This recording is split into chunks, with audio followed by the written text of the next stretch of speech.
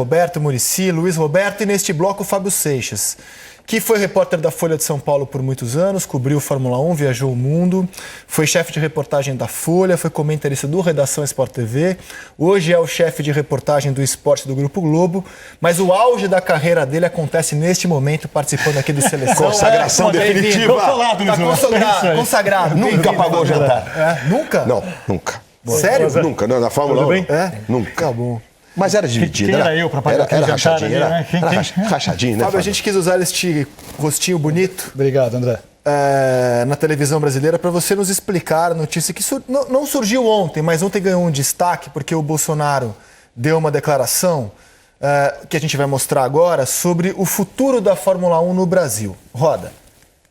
Praticamente 99 anos, né, ou mais, de termos a Fórmula 1 a partir de 2021 no Rio de Janeiro.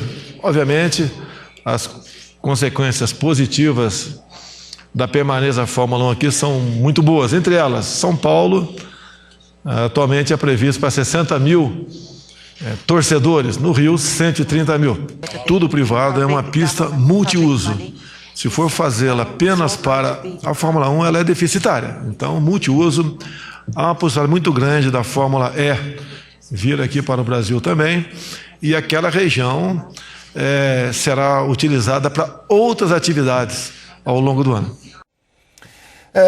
Na sequência, o presidente da República estava ao lado do governador do Rio de Janeiro, Wilson Witzel, e do filho dele, senador da República, o Flávio Bolsonaro. Pelo Rio de Janeiro. Pelo Rio de Janeiro. E aquele senhor de bigode é o Chase Carey, que é o, digamos, CEO da Fórmula 1. É o CEO. Que logo na sequência, imediatamente, pegou o microfone e falou o seguinte. At this point, we're engaged in discussions, very good discussions, that have not been completed. We don't handicap those discussions. We are engaged in discussions here in Rio that we feel very good about, also with our partners in São Paulo, where we have raised and will raise through 2020. We look forward to continue those, and certainly look forward to moving forward with everybody here. Fábio, se eu sou um repórter ali, o presidente da República dá a declaração que dá, eu anoto. Fórmula 1 vai para o Rio em 2021. Na sequência vem o cara da Fórmula 1 fala e eu risco a minha fala. Afinal, o que vai acontecer com a Fórmula 1 no Brasil? Bom, vamos lá, André. Neste momento está acontecendo em São Paulo uma entrevista coletiva. O mesmo Chase Carey, que é o CEO da FOM. A FOM é a empresa que gera os negócios da Fórmula 1. Então, tem o braço esportivo, que é a FIA, e tem o lado comercial, que é a FOM. Nesse momento, o Chase Carey, que é um homem, ele é contratado pela FOM, né? A FOM agora ela é controlada por um grupo americano, Liberty Media, e ele é um homem que veio dessa área de mídia, foi presidente executivo da Fox, da News Corp, enfim, de várias empresas importantes nos Estados Unidos, e agora ele está na Fórmula 1. Hoje ele está em São Paulo, ao lado do Dória, do Thomas O'Honey, que é o promotor do Grande Prêmio Brasil já há um bom tempo em São Paulo, né? Desde quando era no Rio, inclusive, e estão falando sobre o que deve acontecer, ou pelo menos o que existe pela frente. A gente não está próximo de um desfecho, não vai ser definido hoje o que vai acontecer com o Grande Prêmio do Brasil. Mas quais são os fatos, né? Interlagos recebe o Grande Prêmio do Brasil desde 1990. O Grande Prêmio já correu 36 vezes em Interlagos, correu aqui no Rio, principalmente ali na década de 80. É considerado uma pista legal, o circuito muito gosta, legal, como traçado, gosta de virar é um dos favoritos dos pilotos. Em termos de traçado, Interlagos é um circuito que, ele ainda, embora tenha sido modificado, muito modificado em 1990 para voltar a receber a Fórmula 1, ele ainda conserva alguns traços de um circuito dos anos 50, dos anos 60, enfim. E os pilotos adoram Interlagos. Essa aí é a primeira corrida que rolou em São Paulo. 90, que você citou aí. A primeira na volta, né? Na volta, exatamente. E, enfim, o Senna teve o choque com o Nakajima e a vitória ficou com o Alain Prost. Mas, enfim, é um circuito muito técnico. Os pilotos adoram correr em Interlagos. O problema ali é a estrutura do autódromo, né? E todo o entorno do autódromo. Os pilotos ali reclamam muito. Muitas vezes, pilotos já houve casos de equipes sendo assaltadas ali no entorno. Então, tem seus problemas. Mas outros autódromos pelo mundo também têm seus problemas e também estão defasados tecnicamente.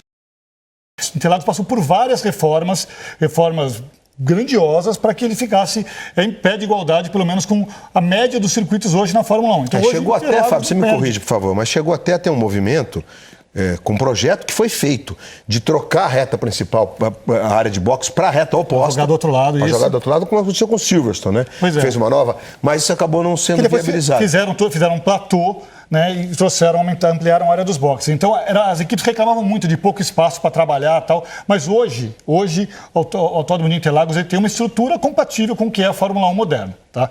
E o contrato de Interlagos, a Prefeitura de São Paulo, com os promotores da Fórmula 1, vai até o ano que vem. Então, o ano que vem, o Grande Prêmio Brasil acontece em Interlagos. Então, esse é um fato. Existe um contrato vigente até o ano que vem e São Paulo está conversando para renovar o contrato, como sempre acontece. E o que sempre acontece também é que sempre quando chega esse momento de renovação de contrato com Interlagos, começam a surgir rumores de que a Fórmula 1 vai deixar São Paulo. Então, nesses anos todos cobrindo Fórmula 1, André, eu já cansei de ir em entrevistas coletivas que anunciaram um grande prêmio no Rio de Janeiro, ou em Jacarepaguá, ou em circuito de rua, no Aterro. Anunciaram um grande prêmio na Argentina. Disseram que o Grande Prêmio simplesmente ia sair de São Paulo. Muitas vezes isso era uma forma da Fórmula 1 pressionar São Paulo, para que São Paulo simplesmente para a prefeitura tirar um pouco mais de dinheiro e aumentar a taxa ali, o FII, que todas as cidades do mundo que recebem a Fórmula 1 pagam ali uma verba para a Fórmula 1.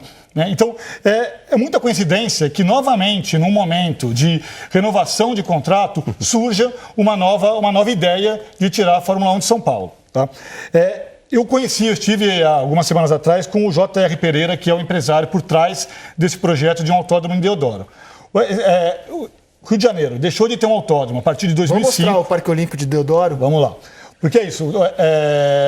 O Rio de Janeiro deixou de ter um autódromo em 2005, quando começaram as obras ali em Jacarepaguá para receber o Pan-Americano.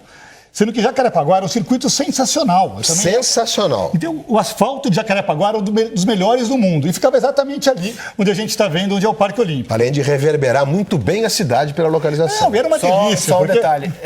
Esse que entrou não é o Parque de Deodoro. Não, ali é Jacarepaguá. O Parque Olímpico mesmo. Isso. E já Parque Olímpico. Porque depois do PAN, a gente teve uma adaptação. Mutilaram o autódromo, mas continuou tendo autódromo depois do PAN. Em 2005 começaram a destruir o autódromo, mas continuava as categorias nacionais continuavam correndo ali. Stock Car correu ali, mas era inclusive perigoso, porque não era um autódromo ali de acordo, mas enfim.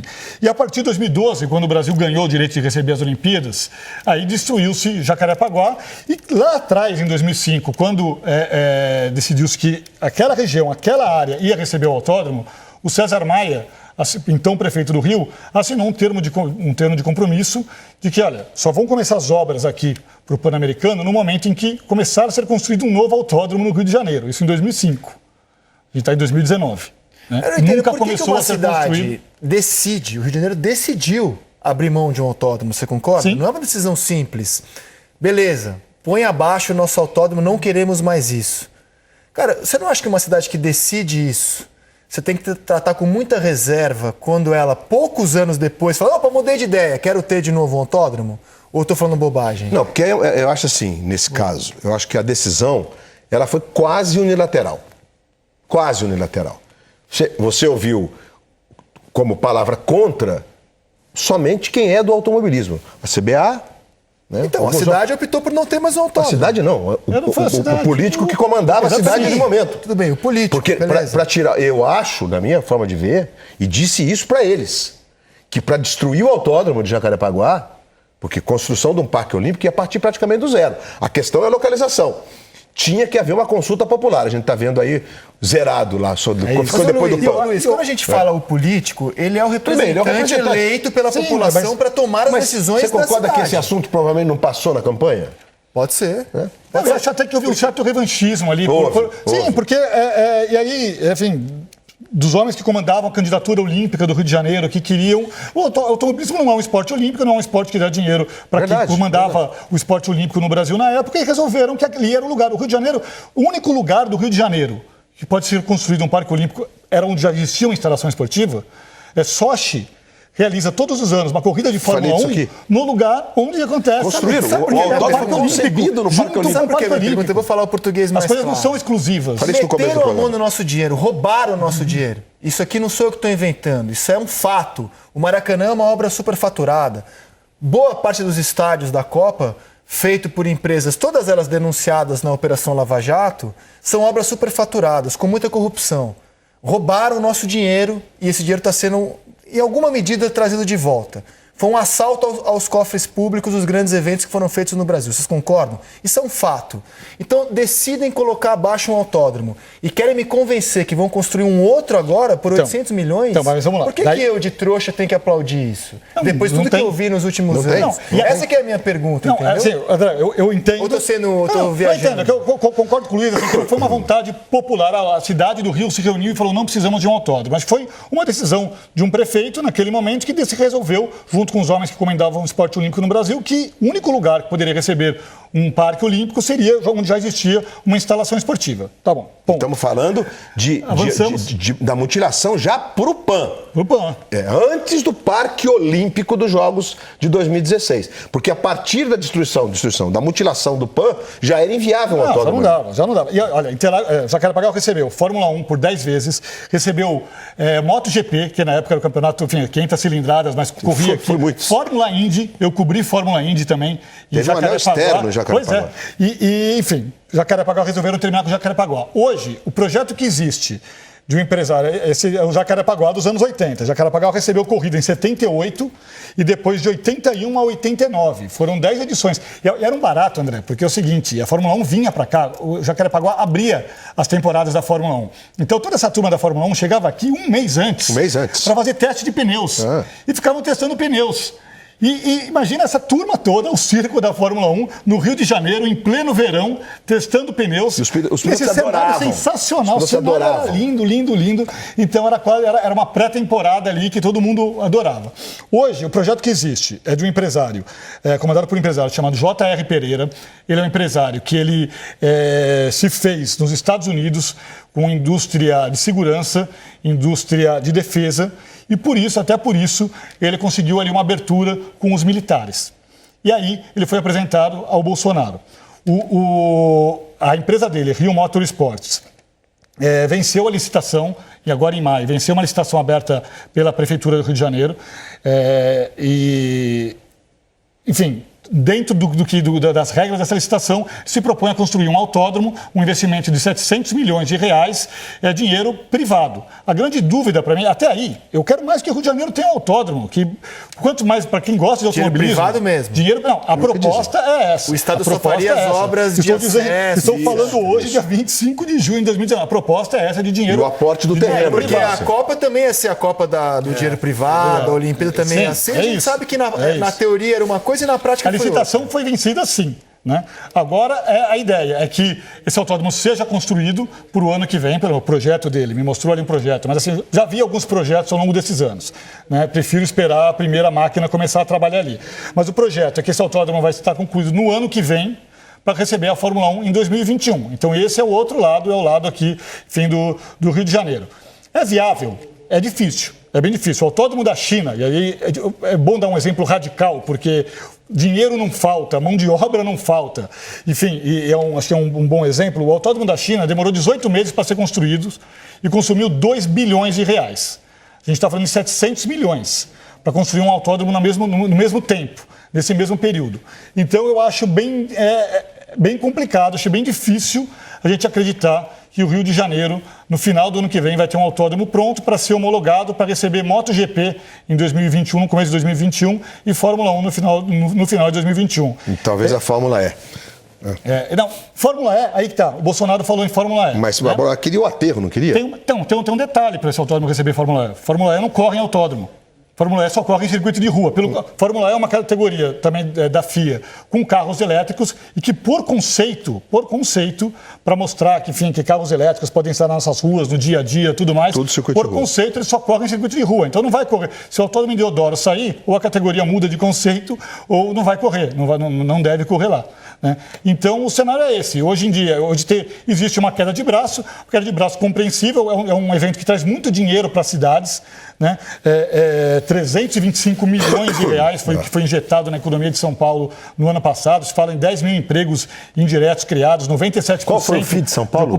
De ocupação hoteleira. A taxa de São Paulo? São Paulo gasta cerca de 40 milhões de reais em tudo ali, na preparação da cidade, publicidade, e tem de volta 325 milhões, que não entra diretamente nos cofres da prefeitura, Claro, mas a divulgação da cidade para o mundo inteiro. Lógico. E depois isso em ISS, enfim, e outras taxas, isso acaba voltando também um pouco para a cidade.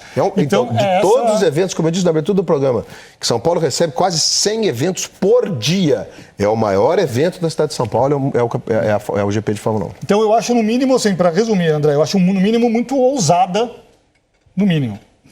essa meta de fazer um autódromo e entregar esse autódromo no final do ano que vem. São Paulo tem uma longa história com a Fórmula 1 e informações que, enfim, está acontecendo, como eu disse agora, uma reunião lá em São Paulo. Eu falei com gente ligada à promoção da corrida em São Paulo e eles estão muito otimistas em até num prazo de 30 dias anunciar a renovação com a Fórmula 1. Então, se eu tivesse que colocar meus R$10 que eu tenho aqui no bolso em São Paulo, no Rio, nessa situação, eu acho que a Fórmula 1 continua em São Paulo. E pra gente fechar com você, é ousado dizer que já acabou o campeonato? Hamilton leva mais uma? Olha lá!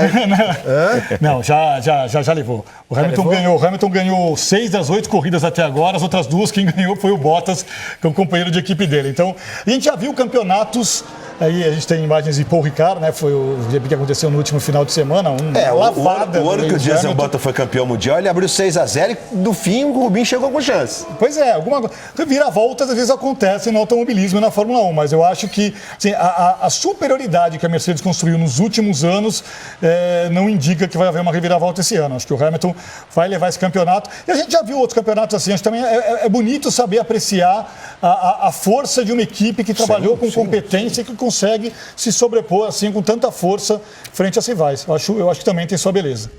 E eu tenho certeza que tem sua beleza. Deixa eu me despedir aqui de Fábio Seixas. E as configurações políticas de tudo que se discute aqui, há várias implicações políticas, nesse caso que envolve o GP. Porque o GP é realmente um evento importante.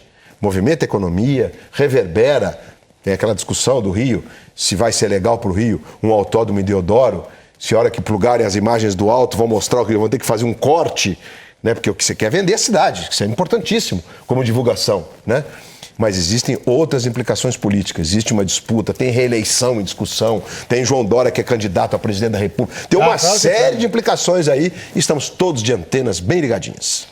Se tiver novidade, a gente volta. Posso? Tá fechado. Então tá bom. Afinal, você teve o seu auge da sua profissão hoje aqui no Seleção. Prorrogar isso. Sabe muito de automobilismo. Não, e jornalista tem que gostar de assunto complexo, que o nosso desafio é pegar um assunto complexo e desembaralhá-lo. Tentamos explicar aqui. Vamos ver o que acontece daqui para frente. Eu diria que foi satisfatória a sua explicação. Obrigado, saio daqui mais bem informado do que estava antes. Muito obrigado, Fábio Seixas. A gente vai para o intervalo no próximo bloco. Notícias dos clubes brasileiros e mais de Copa América. Voltamos já.